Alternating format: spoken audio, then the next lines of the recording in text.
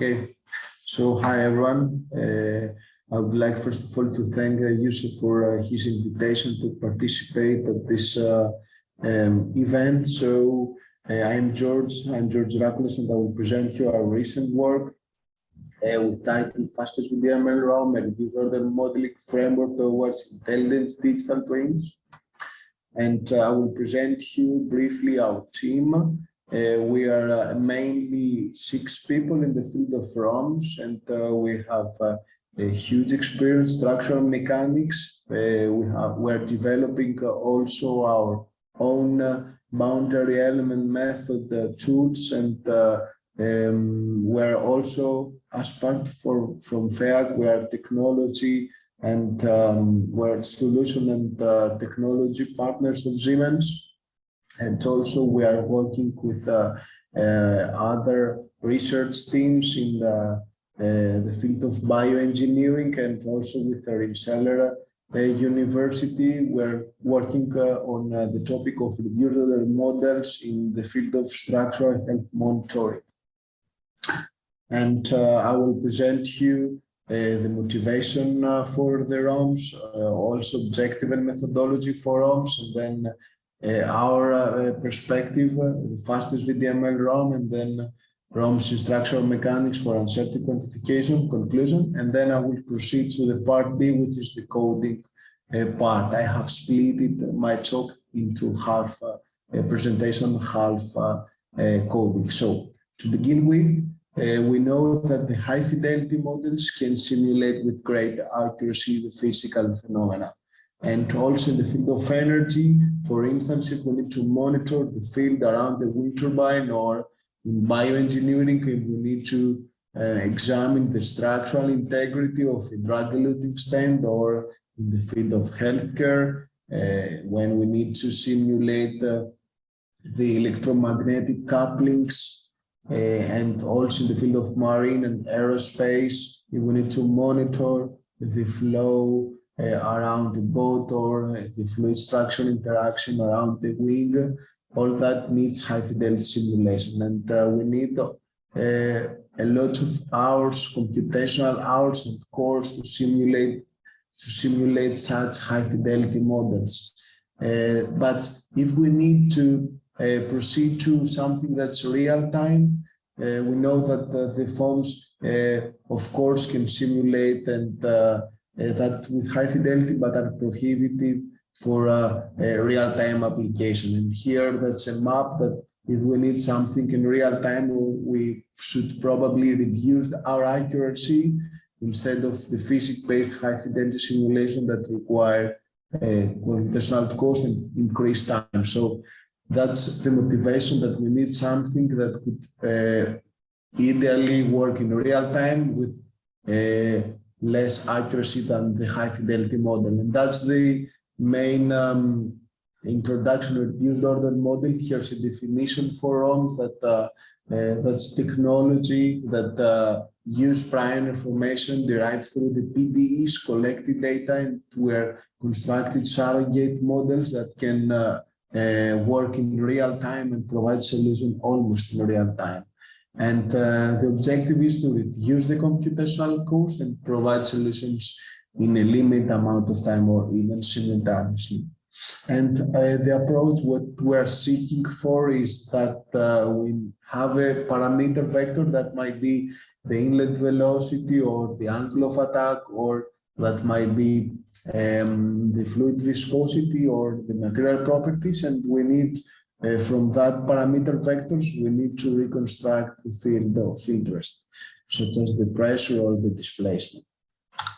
And I will now present a typical ROM framework. What a ROM consists of. First of all, we need the computational mechanics simulation, let's say, model that might be in structural mechanics or in fluid dynamics. I will present the case in structural mechanics. And since we have the simulation, we need to discretize that model. We need to implement a numerical method. In this talk, I'm using the finite element method to solve the case in structural mechanics, and then we need to construct the reduced order model. We have the matrix, we have the data from the high fidelity model, and we need the tool to reduce the dimensions. And we're in this framework, we're using a combination of convolution autoencoders and singular value decomposition. We need to compress the data, and we're using that main two methodologies. Then we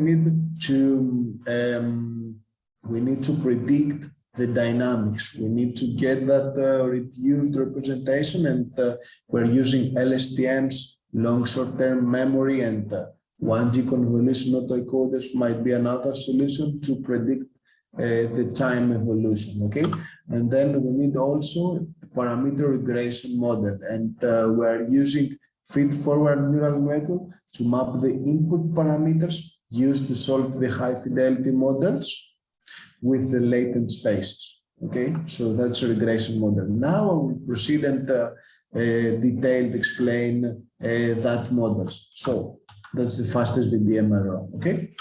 So let's first of all set the problem. We need to simulate in real time the wave propagation in a plate, and we need then to do uncertainty quantification. For instance, if we change the material properties, how that change affect the results, okay? And so we have a time-dependent PD, okay? Instruction mechanics, where T is the time domain, X is the spatial discretization, U is the parameters, and we have also the initial conditions. And we discretize that PD as mentioned with the finite element method. So we have the discretized solutions, and then we get some parameters from that. In our case, that are the material properties. I will further explain them in later slides. So we get one parameter vector and we solve the discretized form, and we construct the snapshot matrix. We construct the snapshot matrix that includes the solutions of the acceleration distribution along the plane, okay? And that's across the time. That's a huge matrix. So what we need to do is to reduce the dimensions of that snapshot matrix. What we are using, as mentioned, is a combination of singular value decomposition with autoencoders. So I will first describe the singular value decomposition methodology. What we are using, we are doing SVD incrementally. So we have the simulation and we get the snapshot matrix, and then we calculate the basis vector during the simulation. So as long as we have finished with the simulation, we have gathered the data, we have the basis vector, okay, through the SVD. And then we project our data, and then we take the linear projected data. That's less dimensions, fewer dimensions of the high fidelity model. And then we take that linear projected data here, okay, and we pass that through convolution autoencoders, okay? And that we're doing that to further reduce the dimension. And in general, autoencoders is an unsupervised type of neural network used mainly for dimensionality reduction, feature extraction, or data generation. And it includes the encoder and the decoder. The encoder maps the data, the high fidelity data, to a latent representation, and then through the latent representation, the decoder passes again the data to the full order model. So we are training that network incrementally, and we're using, for instance, mean squared error, and we're trying to minimize the reconstruction error. And here are typical functions of the encoder and the decoder, okay? So as long as we have trained the autoencoder, we get the latent representations. That's fewer dimensions of the high fidelity model. And then we are using LSTMs. We are using LSTMs to predict the dynamics, okay?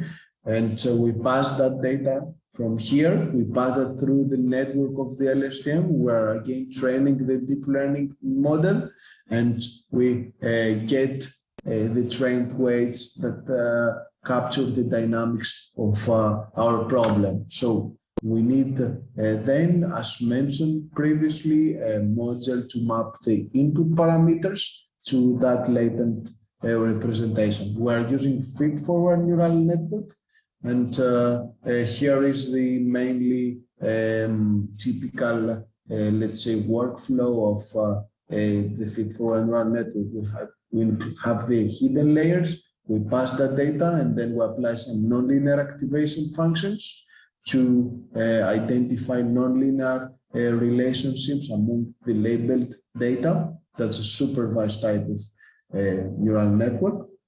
And here is the general offline phase of the FastSVD-ML-ROM. As mentioned, we have the data, project that through the SVD, and then we get the linear projected data, pass that through the convolution autoencoders for the nonlinear dimensionality reduction.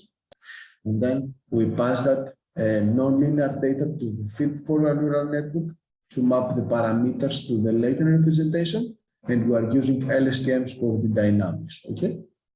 That's the offline phase. And then during the online phase, as long as we have trained the FastSVD-ML-ROM, we have the parameter vector, and then we construct the latent representation. We identify the dynamic, we predict the dynamics with the LSTMs, and we pass that data to the decoder, to the trained decoder here. We pass the data to the decoder, and then we reconstruct the solution, and then we apply the basis vector to that linear to that data, and we have our full order model prediction. So that's the main framework of the FastSVD-ML-ROM. So as long as we have trained that ROM framework, we are using that to estimate the uncertainty quantification. So we sample again from the parameter space another parameters, and then we are using the FastSVD to calculate in real time the predictions. And then with the FastSVD-ML-ROM, we are able to calculate both the mean and the standard deviation of the acceleration fields, and how the parameter values, how the uncertainties inserted in the parameter values affect the acceleration. Hey, George, real quick, because I was 5 minutes late, just out of curiosity, if you could re-summarize the key question we're trying to answer with this prediction. What's the input to the network, and what's the output, or is that irrelevant to this model you're showing, this framework? Is it regardless of whether we're using pixels, or we're using an image, or we're using some other type of training data, or just what's the problem statement that's being solved with this model for a digital twin? We're using, instead of the pixels, we have nodes. We have nodes in the plate. We have discretized the plate with nodes, and then we construct matrix. We do not have pixel, we have matrices. Okay. Okay, thank you. Sorry about that, because I missed that part. Okay. It's okay.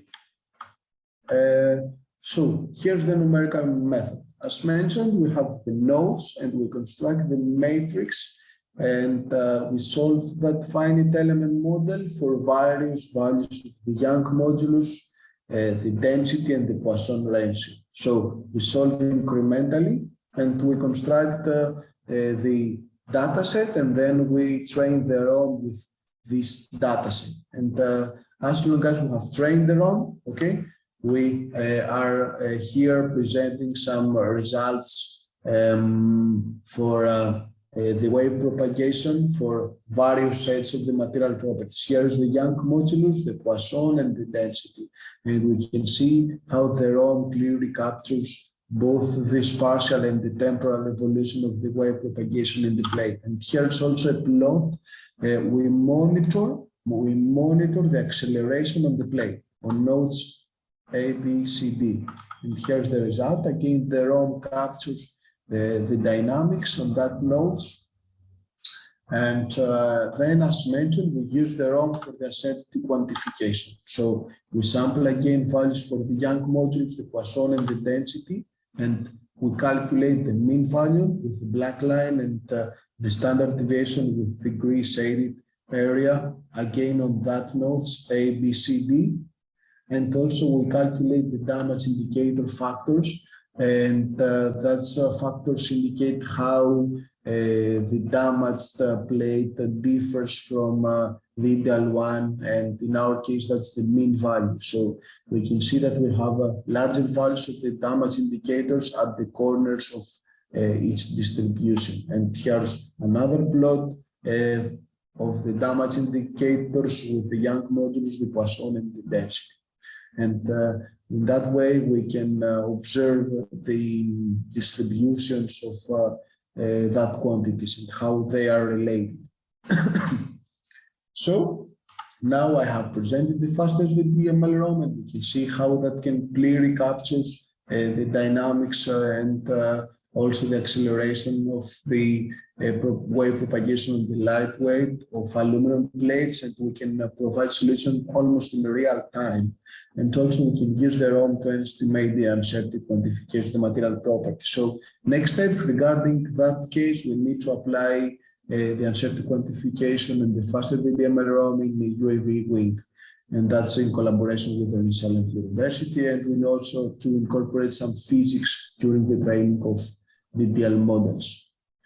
So that's the first part, and now I need to show you some simple test cases regarding the dimensionality reduction. Now we'll start with the famous MIS data, and I will apply both autoencoders and convolution autoencoders, and then I will briefly explain you how we are using convolution autoencoders in our case. And that's the question you made before, that do we have pixels? No, we have matrices, and I will show you the results I presented in this presentation. Just to summarize for me, you're saying that given an aluminium plate, you're able to, and you shock it or you somehow stress it, you're able to predict the propagation of the waves across the plate, correct?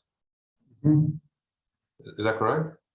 Yeah, the acceleration. You're able to do that with less volume of data than because of the framework that you're presenting.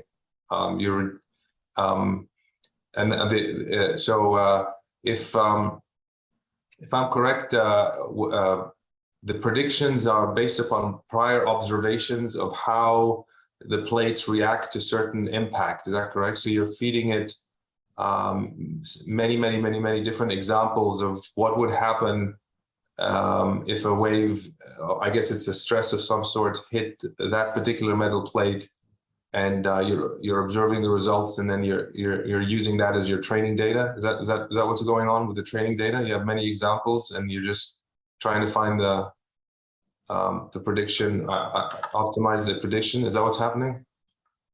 In our case, the parameters are the material properties. We assume that we have a specific location of that load where the area we hit the plate, and we change the material properties. But for sure, one could modify also the location or the amplitude of the force. But in our case, since we are interested in the uncertainty quantification, we modify just the material properties. But for sure, we could define further parameters. Okay. Okay, got it. Okay, thank you. Very helpful. Yeah. You're welcome. So yes, now I will proceed to hands-on of dimensionality reduction for autoencoders, and I will apply both for the MIS data. And here's the framework I will now present. We will have the MIS data with numbers, that's label data, but since we are using unsupervised type of deep learning, we do not need the labels. We need just the input images, and we will try to reconstruct the image. So let's start with, I have also, since the time passed, imported the libraries, and then I will start by importing the training data, and then both the training and the testing data. So we have train.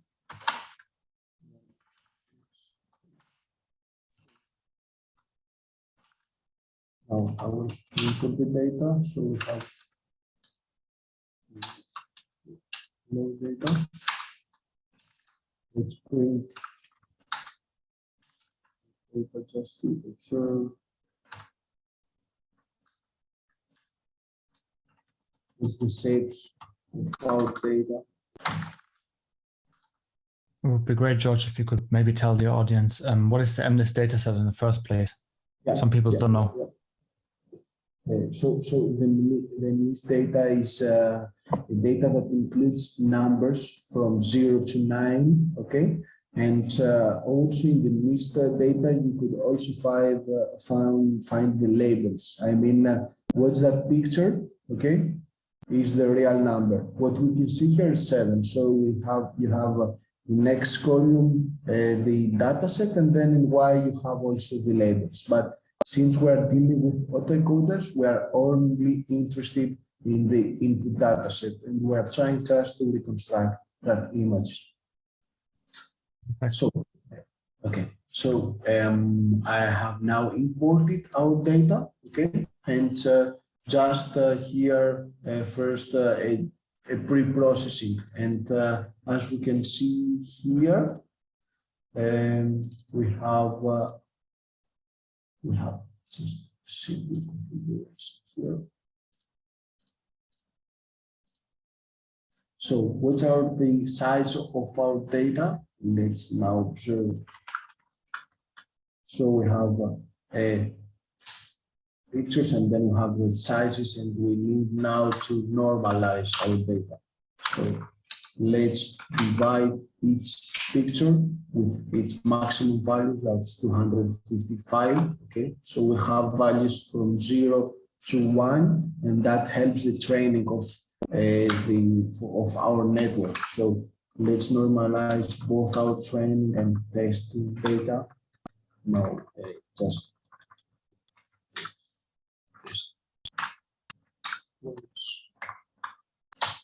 so we have normalized now our data, and then what we need to do is that we have to reshape our data, and we are doing that since we are using a convolutional decoder. So we have pixels, okay, here, and then what we have to do is that we have to construct vectors. We have to take each row and bring it here, take the other one, bring it here. We have to reshape our data. So we're doing that here. Explain reshape. We say that we have X train. We have 20. We're doing the same for the testing data.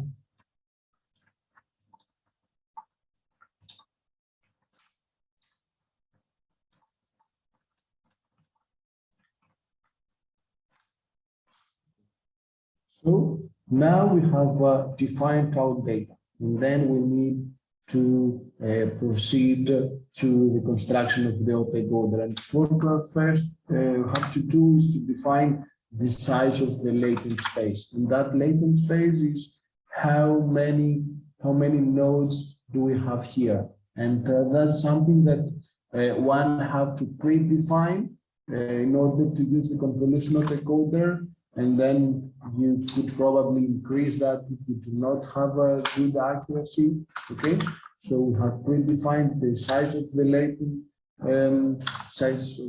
vector, and then we define the encoder. Okay, so to define the encoder, first of all, you have to define the input dataset. So we have here Keras, we're using Keras inputs. And because the shape of our data, we have 704.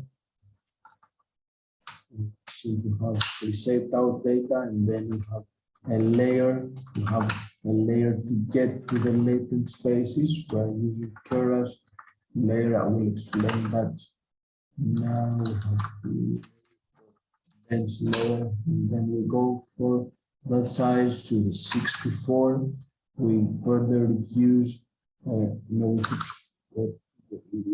space, and then we are using the activation function. And here's we get as input. I will explain that soon.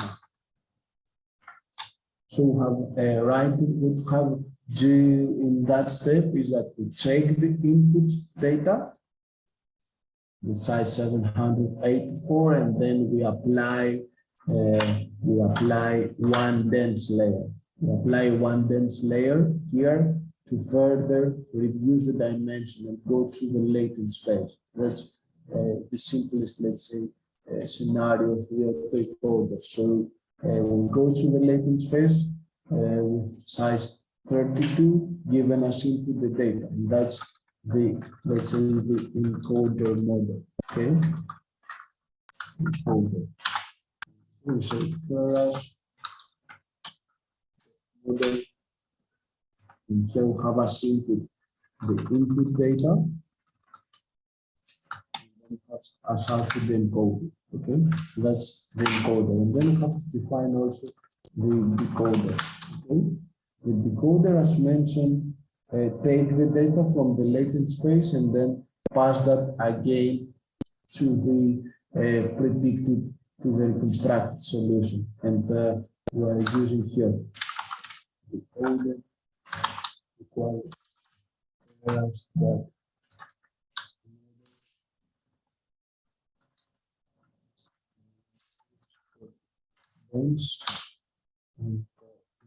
So George, just for again, this is a sort of a basic, not a basic. I wouldn't know how to do it, but this is an autoencoder implementation on the this MNIST data set, correct? Yes. Okay, so just the image goes in, and then it gets reconstructed on the other side. Is that correct? Yes, that's correct. And we're using first autoencoders, then I will use convolution autoencoders, and then I will build into the FastSVD. Okay. Then I think what would be interesting, George, is maybe as a question, what is the practical advantage of using autoencoders, for example, in the industry? Yes, we need autoencoders and in general non-linear dimensional reductions since we have fewer data. We do not have to save all that huge matrices. We have lower representation that clearly describe the actual simulation model. So we can use less simulation data to represent with great accuracy the high fidelity model. So we can imagine that in case of digital twin systems, that we need to solve the systems quicker and have answers in real time. If we have simpler and models that can do less calculations, that's helpful for us. Hmm? That's okay. Yeah, I think what's a bit confusing for beginners is, for example, if we think about JPEG is also a compression algorithm, right? So probably autoencoders wouldn't be as good as JPEG compression, probably also because autoencoders are specific to the data. So if I'm training on image data, they wouldn't be applicable to, for example, 3D data, if that's correct. So you have to actually train the autoencoder on the data that you're actually using at the end. That's correct. Yes. Okay. So yes, one should think carefully why he needs the autoencoders, and the answers that he should think about before using autoencoders is that, do I have enough data to train the autoencoders? And in our case, since we are dealing with numerical models, if you have, let's say, a good PC or an HPC, you can solve many simulation and get, okay, many simulation data. So then you need a good dimensionality reduction models. Mm-hmm. Makes sense. So we have to continue by defining our decoded, and then our decoder model. We have here Drakoulas model, and then we say I input the encoded and also also we get the output encoded. Okay. And then we have to specify the autoencoder. Okay, the autoencoder is again a Keras model that take as input the input data given to the encoder. So we are defining here three models. We have the encoder that take as input the images and then goes to the latent spaces. Then you have the decoder that get the latent spaces here and then go back to the reconstructed image. And we have the, let's say, the biggest model out of the encoder and decoder that take the image and pass that to the reconstructed solution from the decoder. So here we have the decoder.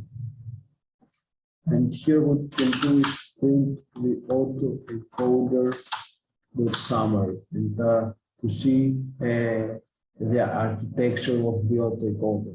And we can do that here.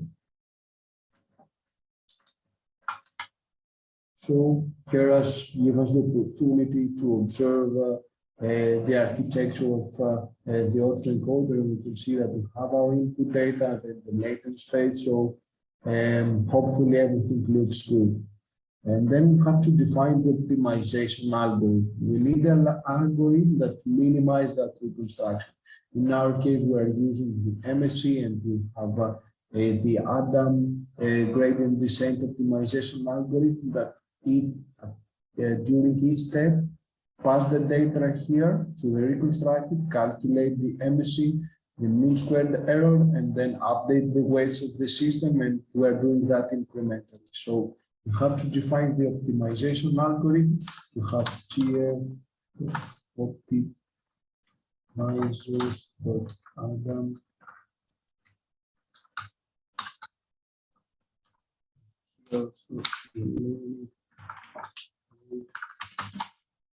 Also have to define the TK for the regularization, and here as long as we have defined optimization, we can say that autoencoders compile, and then we have the optimization and the laws. For laws, we have the MSE. Okay, so we are now ready to train our network. So autoencoders fit. And here we have to define all.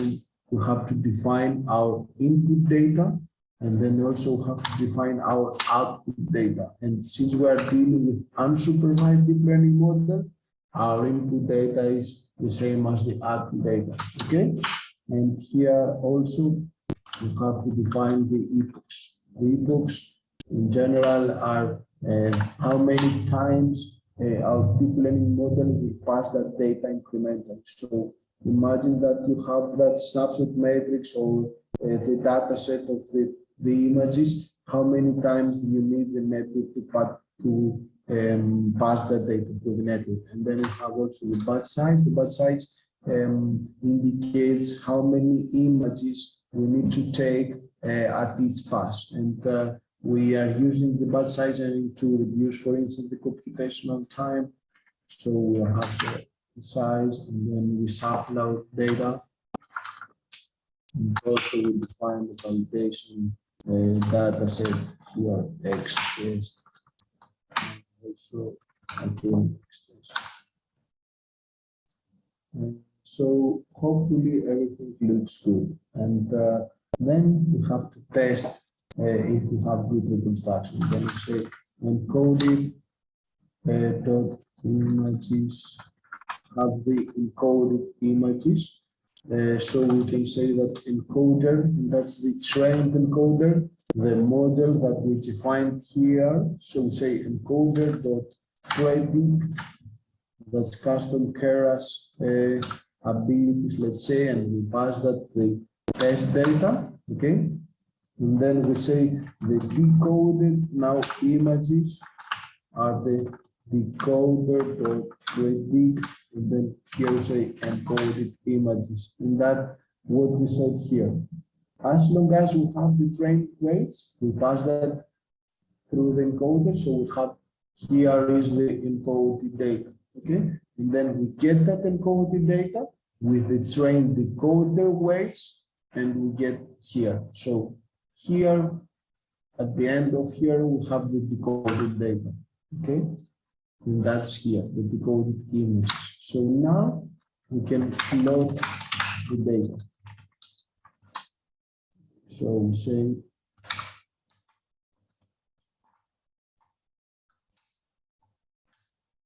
subplots. So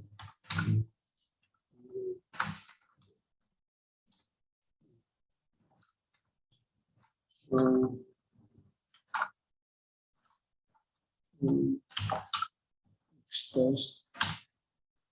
Let's plot the fifth value of our image to see if we have a good reconstruction. Then we save our data again, and then we define another plot.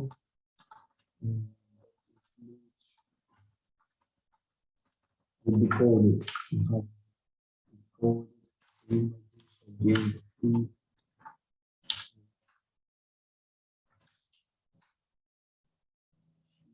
And also print the white test value.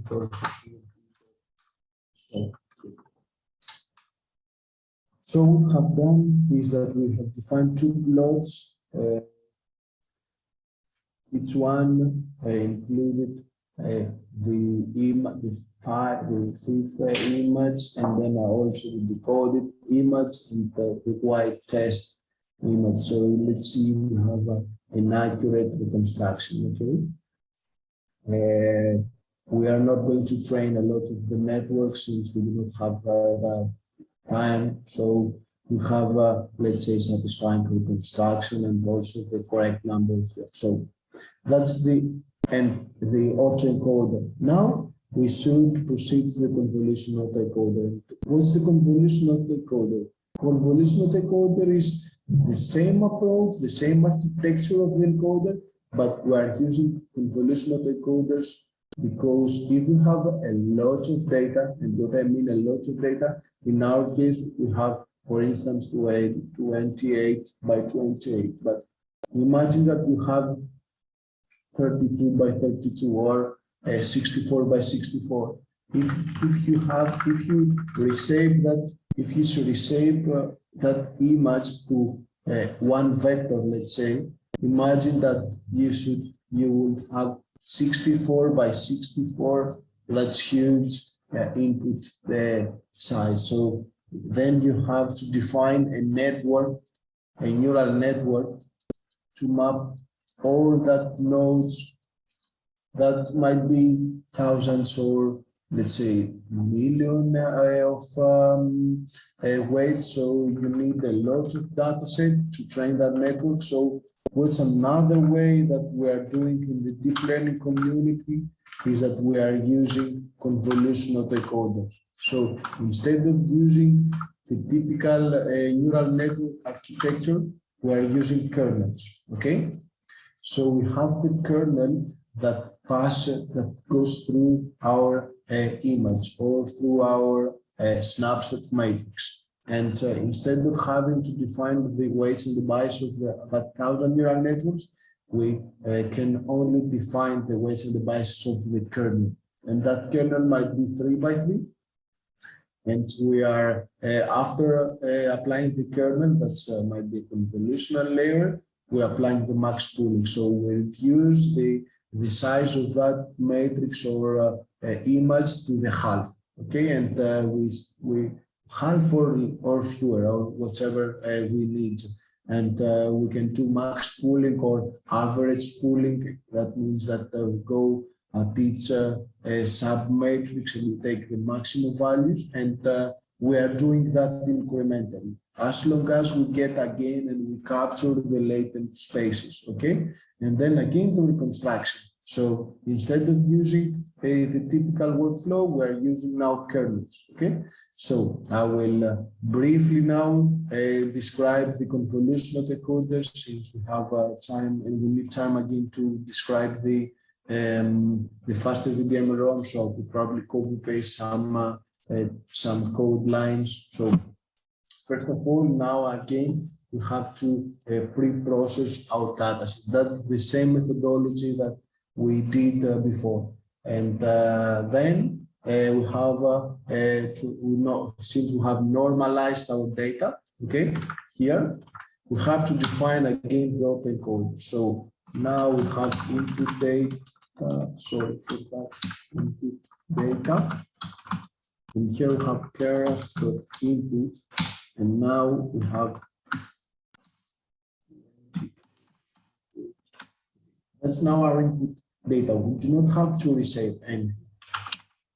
So here layers we have only, now we have convolutions instead of fully connected dense layers. So we have 16. What we mean by 16, that we have many channels. We have 16 channels. We have 16 kernels. Kernels is a synonym of channels. So we apply 16 times different kernels on the same dataset. So that's why our extracted dataset becomes shorter but thicker. Since we have many channels, that's concatenation, imagine, and applied with the nonlinear activity functions, we have that dataset here. Okay, so we're applying the convolution with 16 layers and then 3 by 3 kernels with an activation.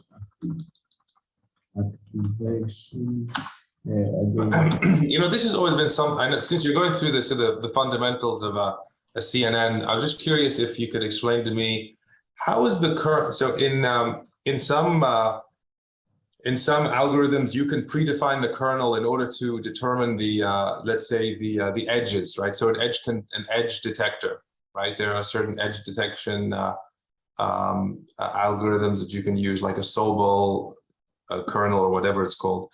In this case with the CNN, the kernels are generated, through the testing activity, correct? So as you push data in, the kernels are created automatically. Is that correct? That's the idea of a CNN. You don't have to do the feature engineering yourself, right? Yeah.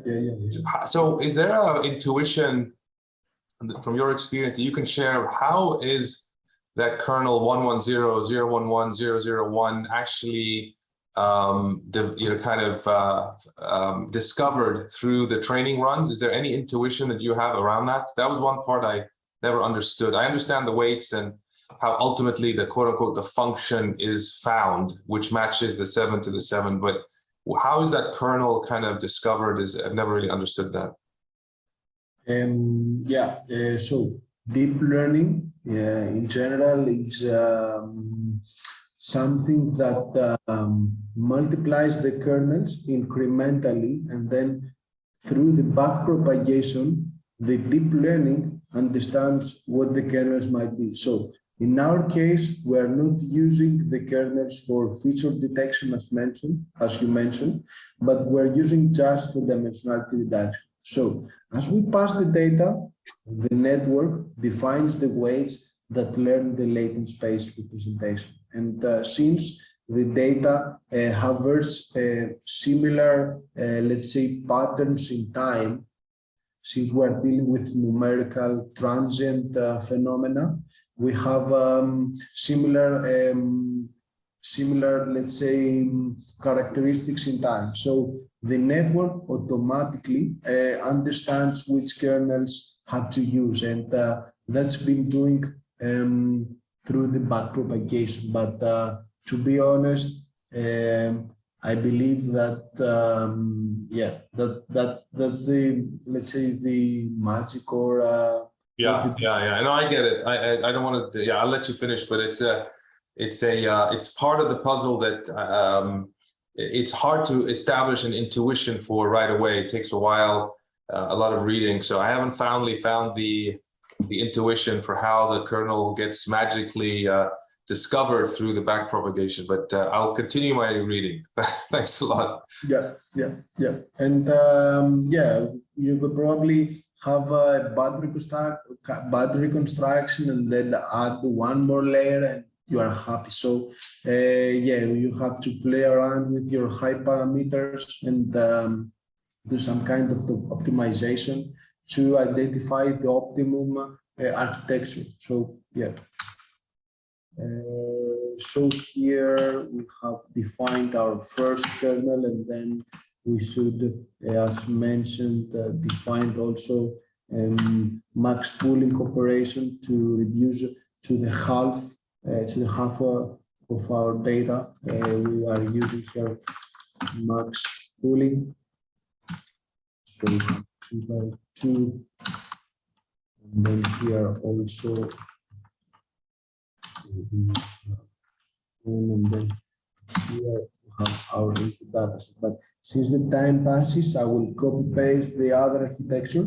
We have that data, and we are using the convolution and the max pooling incrementally as long as we go to the latent space. And then again, we define the autoencoder. So I will take from the code that I have prepared here, and I will explain to you. So as mentioned, we have the input data, and then we define the convolution and the max pooling. Okay, then again the convolution, the max pooling, again and again, and we go to the latent space. And then the decoder do the opposite, let's say, work. Again, we have the convolution, then the upsampling. So we go from the half to the full picture again, and then we have the autoencoder. So now we have to define the optimizer, and and we can also print our coder. Okay, to compile, and then we need also to train our network again. Okay, here we're defining also GPU. And we're using GPU to accelerate our training, okay? And then as a last step, we also plot our data. So we follow the same approach as before, but here we're using convolutions, okay? So that's the main architecture of the convolution autoencoders. Now we can see that we are training the network, the convolution autoencoder, and I will now describe you the FastSVD-ML-ROM, the dimensionality reduction for the FastSVD-ML-ROM, and then as we can see, we are training the network, so I can describe to you how we're applying the convolution autoencoders for the FastSVD-ML-ROM. So to get back, we have the plate and the excitation, and we have the parameter space, the Young modulus, the Poisson, and the density, when we construct that huge matrix. Okay, so we have to let's say calculate the basis vector of the linear dimensionality reduction first of all for that matrix, and we're doing that. For instance, let's take that matrix for a particular parameter set, and then what we are doing is that we have that huge matrix and we project that data on the basis vector. This is extracted with singular value decomposition. You could probably also have heard about POD in the deep learning community. And then we have the linear projected data, okay? And we further reduce dimension with the autoencoder. So let's say that we are using the combination of SVD and autoencoders.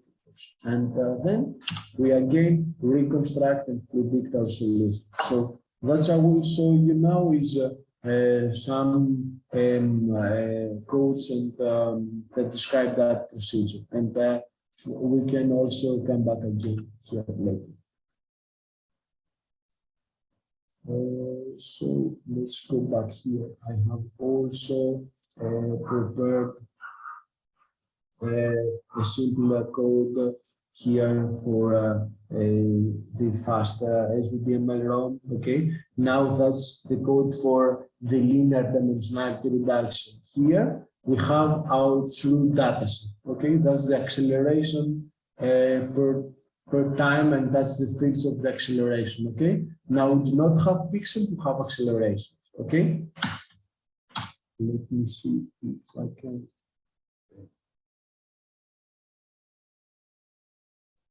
Okay, and that's the size of each matrix for each parameter. We have a lot of nodes, and also we have a lot of timestamps. So we need to reduce that data set. Okay, so first step is to clean up our data. We have some infinity values, so we take them, we give the data. So then we get our clean data, and we have already loaded the calculated base vector through the SVD. Okay, and we can see now the sizes of our data set. And the first step is that, okay, we have the basis vector extracted through the SVD, can now project our data set, and then how we can, here, I can comment that. Or, now we have our basis vector, okay, and then we need to project the high fidelity data on that basis vector, and we keep just 128 columns of that basis vector, and we multiply the transpose of that with the true data. Okay, so here you can imagine that we have the encoded data of the SVD. We have the projected solution. Then we have to get again out to the full order model. Now with the opposite. So we have the reconstructed data, and that's the three again.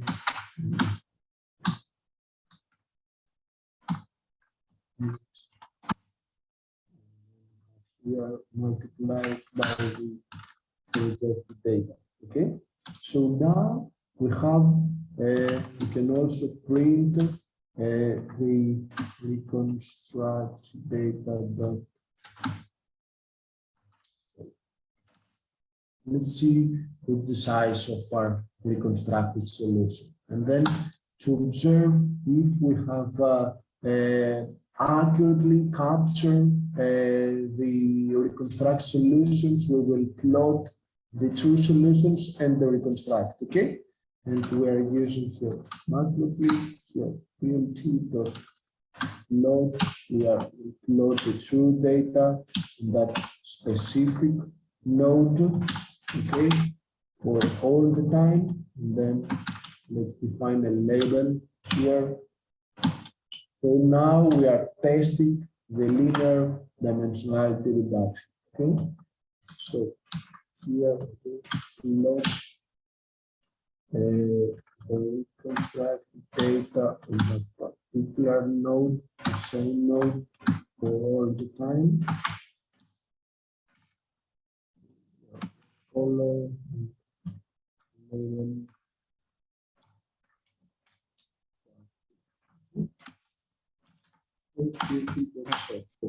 George, we have around 10 minutes left, just as a side note. Yeah. So here I will show you a plot of the true and the reconstructed solution. Here's on a particular node. So we can see that with the linear dimensionality reduction, everything works good. So let's also observe, let's also calculate the root mean squared error, and then let's also plot the distribution of the acceleration on the plate with just the linear dimensionality reduction. And then we will proceed again to the nonlinear dimensionality reduction briefly.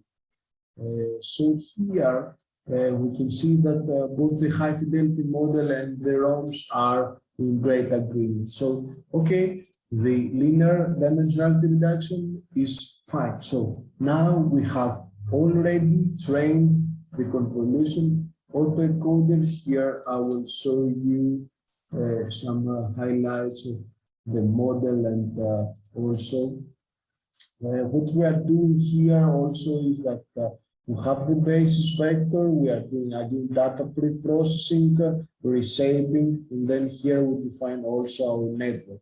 And that's simply the dimensionality reduction that we used with the pixel data. Okay, but since the time pushes, here is also the network of the 16 by 16 input data passed to the convolutional decoders. We have time now to test the convolutional decoder. Here is the algorithm for the testing. Okay, so we are already uploading the trained data set extracted by the deconvolution. Okay, that's at the end of the training, we extract the reconstructed solution. Okay, we are reshaping that, we are rescaling. Since we have normalized our data, now we should rescale our data, and then again here we multiply the reconstructed solution with the basis vector extract through the SVD. And in particular, what we are doing here is that we have the reconstructed solution, and then we pass the basis vector, we project to the basis vector to get the reconstructed solution. That's what we are doing here. And now we will test again the true and the reconstructed solution. And I will plot them to see if we have good, let's say, results. And here we see the true and the reconstructed solution from the convolutional decoder. So we have a good agreement again with the high fidelity. So now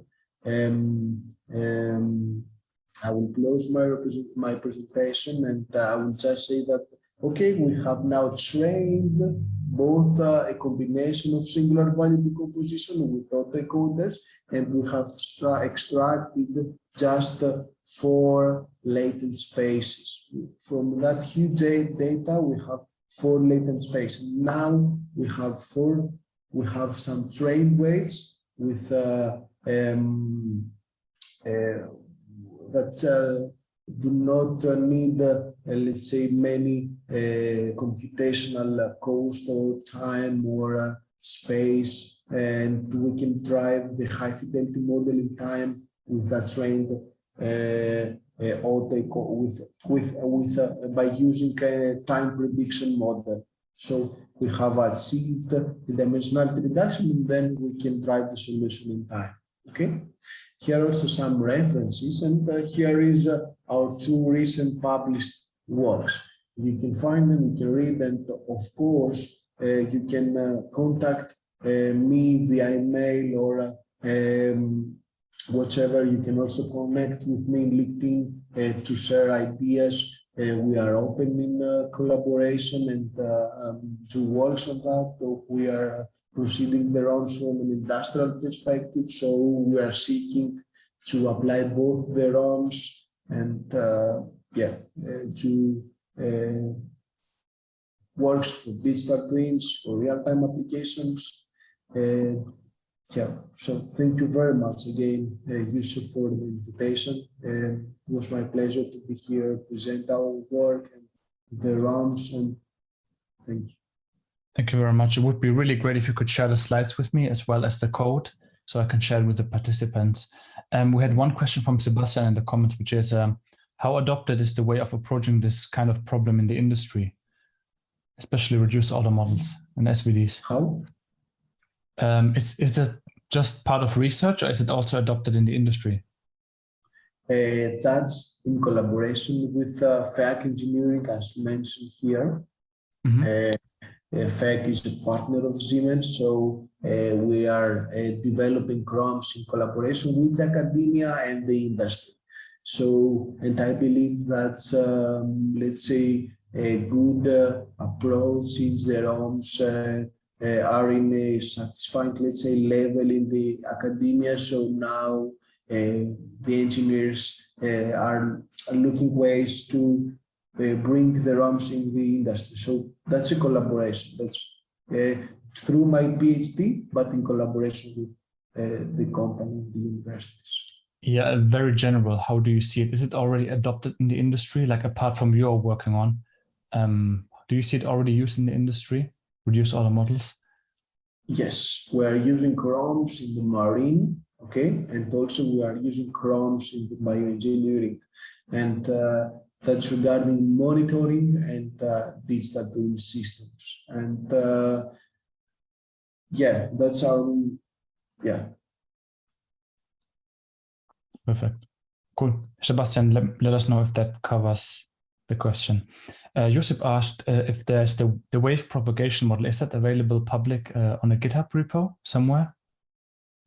No, we do not have published the wave propagation in GitHub, but you can find our paper here, and of course you can contact me to further discuss if yeah, we can find some common, let's say, research direction, and yeah. But here is the publication of the wave propagation, and here is in general the FastSVD-ML-ROM. Perfect. I think that covers it. If you send me the slide deck, I'm happy to forward it to the participants. And if they want to have additional thoughts or questions, they can also find you in the community or on LinkedIn, as you said. Yeah. Pretty cool. Sure. Josh, thank you so much for the presentation. It was really a pleasure hosting you. Hope there will be a second part in the future soon. Yeah, if there are no more questions, we'll wrap it up. And the last session will then be about particle-based CFD methods, which is the last session of today. So thank you so much, George, and hope to see you soon. Thank you very much. Thank you very much. Bye-bye. Bye-bye.